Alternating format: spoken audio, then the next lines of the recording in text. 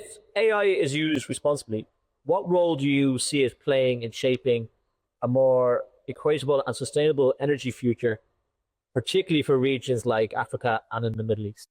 So AI, you heard the Latin phrase, quid custodiat custodes, who guards the gods?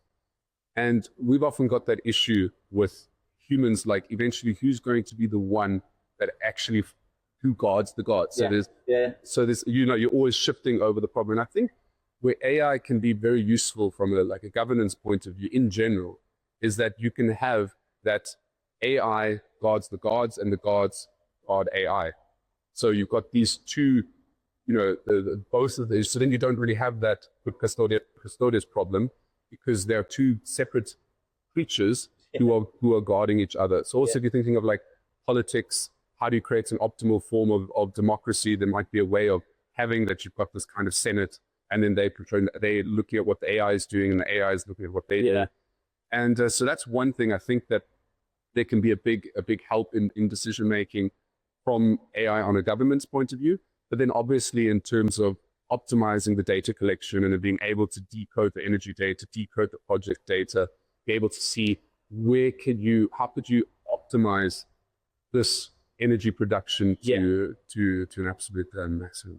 It's amazing. I always think you look at, I was thinking 10 years ago, AI was kind of this myth, not a myth, but like where it is now, it's now in people's hands. They want in 10 years time, how powerful it's going to get, how advanced it's going to get, who has, as you were saying, who's going to be in control of that.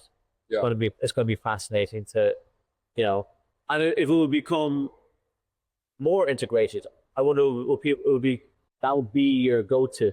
You know what I mean? Like your AI technology, will there be a need for lawyers? Will you have that kind of like doctors? The word you used, fascinating. Like I don't necessarily know whether this is a created or not created reality.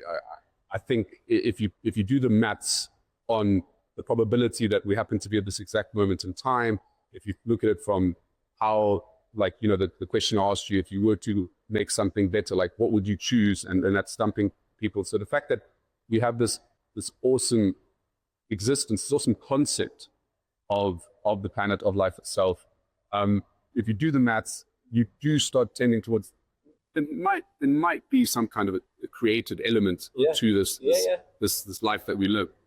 And from that point of view, anything goes. If this is base reality, on the other hand, if this just happened by chance that we got here, then there is a very high likelihood that we have the answer to the Fermi paradox, where all the aliens, that intelligent life creates other intelligent life and then self-exterminates. And we're very lucky that when we created the nuclear bombs, that we didn't end up self-exterminating. We didn't do, the mad mutual destruction, but only for a particular period. We're now looking at 81 years that since the dropping of the bomb in Hiroshima.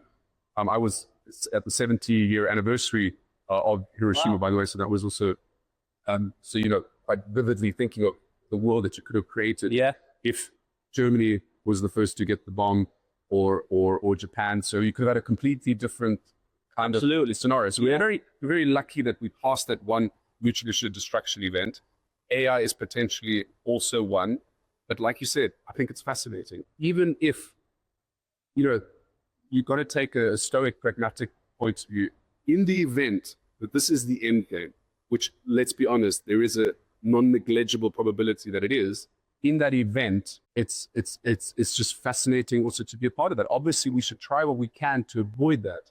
But if you can't avoid it, because there are forces at play, there's game theory at play, there's countries that are competing, racing towards super intelligent AI. In that event, if you can't do anything about it, that's where you put your stoic hats on, then we can still be grateful for having experienced this life. So I consider myself, if this were to be base reality, a optimistic pessimist, that there is a high probability that this is going to be not end well, but I'm very grateful for having had the opportunity to experience life, and I find it fascinating to see what's going on, and I'd like to try contribute in creating the positive future world that we have, knowing that there's only so much that I can do.